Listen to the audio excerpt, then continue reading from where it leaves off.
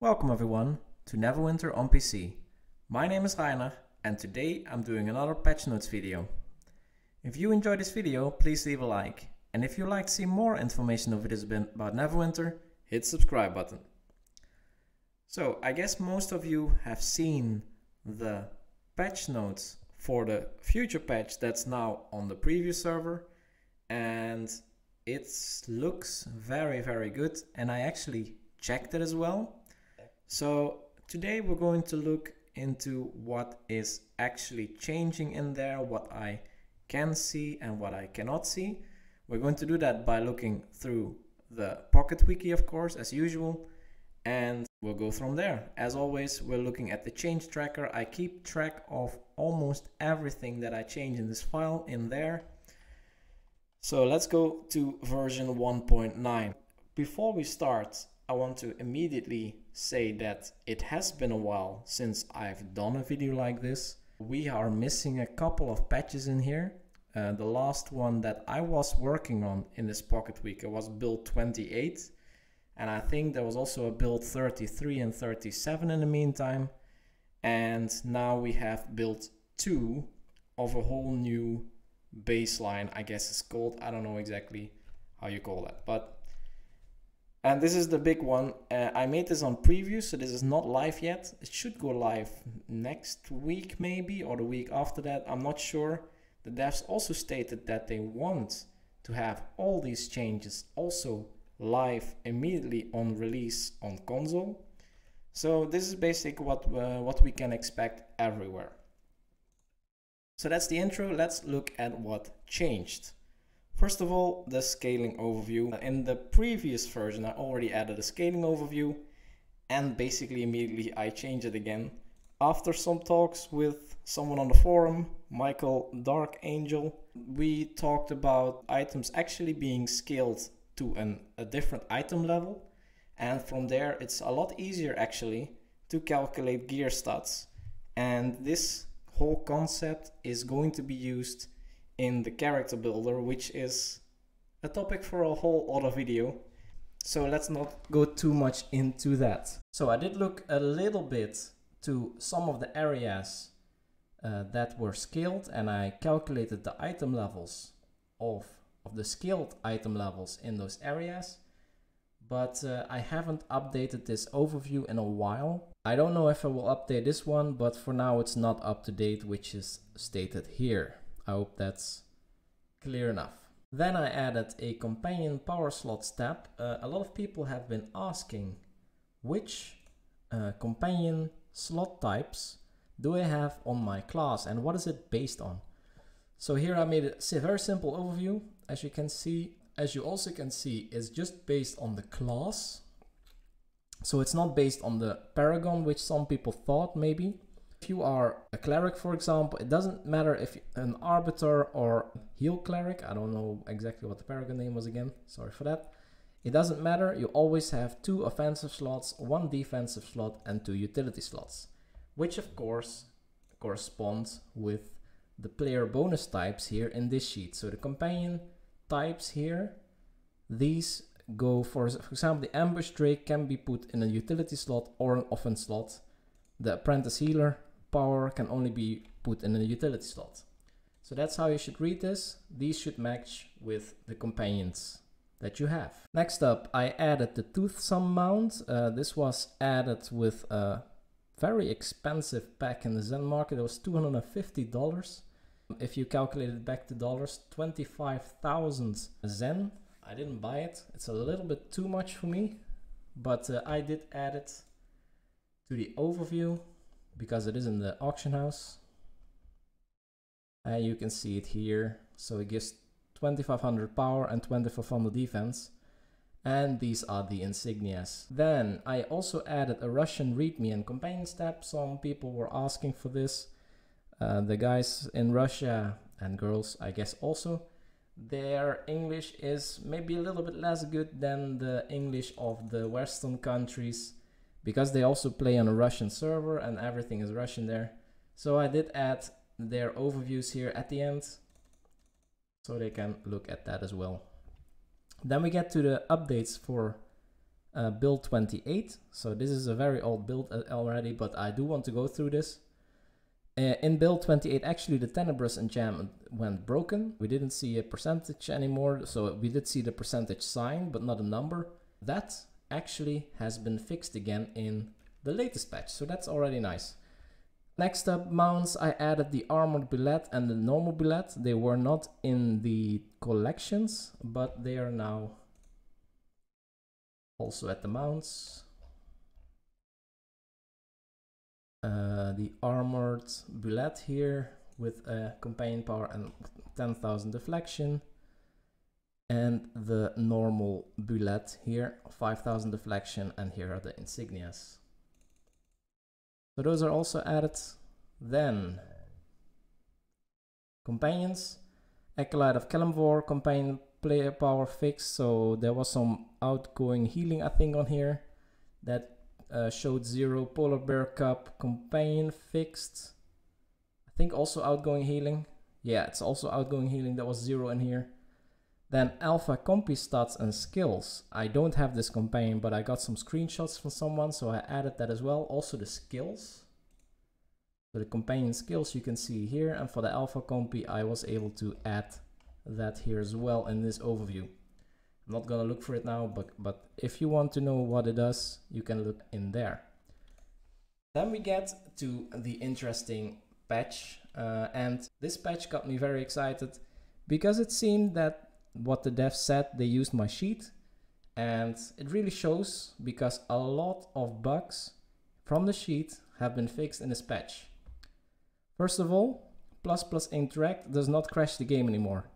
This really bugged me from early access on. I use interact, well, I used to use it on all of my tunes. I had to remove it because you could not interact with anything. For those who do not know, ++ interact is an alias that you can bind which avoids players. So basically you can ignore players. If you're standing in front of the door and the player is in front of you, in between you and the door, you can interact with the door without having any issues interacting with the player, which happens a lot. So I can basically start using this again. Next up, something really nice. You can actually delete companions now, and you can overwrite them as well. So what was happening in the past, if you had a, let's say an uncommon companion equipped, and you wanted to, and you bought an epic companion or a rare companion and you wanted to override it, that was not possible because you already had it. So I have in this case, let me see, I have this rare infant gorilla, I have an epic here, and in the past I couldn't use this epic gorilla. I basically was forced to upgrade this one to epic, which costs 500,000, and maybe you can get this infant gorilla cheaper, or maybe you win it in a dungeon. So this is fixed. You have two options now to replace it. First is you can delete the companion here, and that basically makes you discard it from here, and then you can equip another one. But you can also just double click it and it will overwrite. This does not work on everything. If you double click on something that already has an equal or better companion of this type, then you will get this message and it will not accept it. So it only works if you have a better one. Next up, the Mage Slayer companion player bonus fixed. I think it said something like +8 physical damage or something like that. It was also in the bug tracker, so we get to the details later. Now it's, yeah, that weird stuff is gone. Next up, the Repentant Dragon Cultist stated it did +99% damage versus dragons, and now it's lowered at uncommon to +2% versus dragons, which is a lot more reasonable. The Dancing Blade companion showed in the past 0% crit severity, and now it's up to the normal levels. Then something else that was in the bug tracker, the guild boons at level 80 actually gave 9,143, nice round number, 9,143 statistics instead of 8,000, and this is now reverted, so you now get your nice round 8,000 again. Then some guild boons that have been fixed. Incoming healing did not show at all in your character sheet before. Critical avoidance was called critical resist, I think, in the past, and it also didn't show up.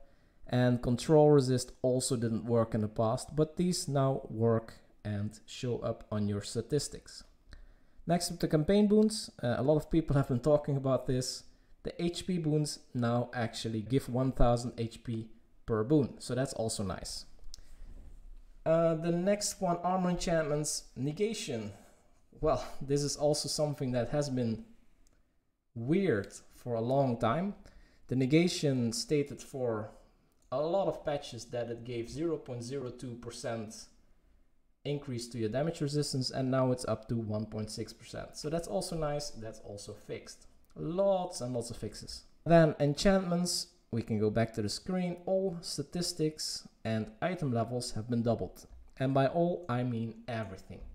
Not just the critical strike here and defense have been doubled, the item level is doubled, but also all the percentages are doubled. So one rank 15 Azure now gives 60% XP bonus, which is a lot. Here 60% glory, 60% gold bonus, and 6% companion influence per rank 15. So these all have been buffed by 2 basically. And on top of that, scaling has been reduced a little bit. I don't have this in the sheet anymore, but it's gotten a lot better. The Tenebrous enchantment, as I said, was fixed.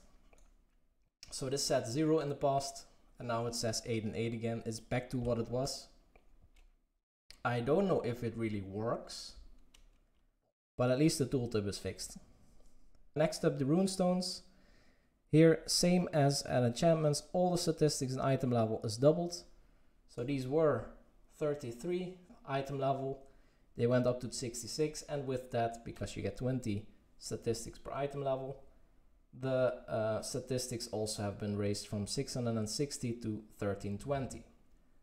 It didn't stop there. Also the Serene runestone has been scaled up by 2. It was 1.7 plus 1.7% hit points, now it's 3.3, so a little bit of rounding there.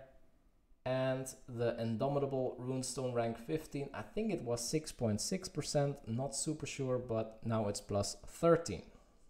The bonding runestone, by the way, is not changed, as also stated in the patch notes. So that was all of the changes in here. Let's go to the bug tracker to see what else is new, see if I missed something. What I did is I added a new column here with whatever is changed in the latest patch or what is upcoming. At least what I changed in this sheet. This is the companion rarity that you can override it. This is an issue of hovering over companion gear. In the past, you saw the first 2 items that was equipped by the companion and you compared against those 2. And it stated left hand and right hand, which was a little bit borrowed from the rings, I guess. Now, if you hover over companion gear, it will not compare it to your currently equipped gear, which is better, I guess. I don't think we need that comparison. Also, may I mention before, the Mage Slayer companion player bonus power was broken and is fixed. Interact as mentioned, Repentant Dragon Cultist as mentioned. Guild boons, the value of guild boons, crit control avoidance, it was called, and now it's control resist. Scaling has been removed from the zone, so this is not applicable anymore. The HP campaign boons now give HP. Dancing Blade didn't give any crit severity, now it does. This one actually was already fixed before the patch that is now on preview, so it's already fixed on live. And while making the character builder, we noticed that a lot of stat points were missing from some gear, and that is now also tackled. There's also one new bug, and this is also an interesting one. There are 2 augments that are the same, but not completely. So while I was on early access and also early on preview, what I noticed is whenever I copied an Aeon Stone of Radiance to the early access to the Owlbear or preview server, it would be converted into an Aeon Stone of the Feywild. So I thought this was just a rename. And well, I don't know what is going on here, but it's very weird. I can show you. I have an Ian Stone of the Feywild actually equipped here, and you can see it's actually an Ian Stone of the Feywild. I have also an Ian Stone of Radiance here, so they both exist. You can buy the Ian Stone of Radiance in the Wondrous Bazaar here. I do not have an Ian Stone of Radiance, the Mystical, in my collection right now, but if I want to equip this, it states you already have an equal or better companion of this type. And by equal or better, it actually means this one. So they are the same, but with different names. And that's true, because this Ian Stone of the Feywild actually has a companion player power that's called Radiant Insight. So it has the same companion player bonus. Where it gets weird, well, we have an item that has two names, that's also a little bit weird, but where it gets really weird is that they are not the same. If you look at the enhancement power, the Ian Stone of the Feywild gives accuracy, critical strike, and critical avoidance, and the Ian Stone of Radiance gives, let me see, because I got some screenshots from someone. The Ian Stone of Radiance gives critical avoidance, deflect, and combat advantage. So these two, while being the same, they are not the same. To make it a little bit confusing, I guess. Anyway, that's all for this video. I hope this clears stuff up. This is really a good patch. It's really a good step in the right direction. I am not even covering the scaling, but there's a lot of things fixed in this patch. It's just really good. So, if you have any remarks on this video or any suggestions on what to investigate next, feel free to leave a comment below and don't forget to subscribe. Thank you so much for watching and see you in the next video.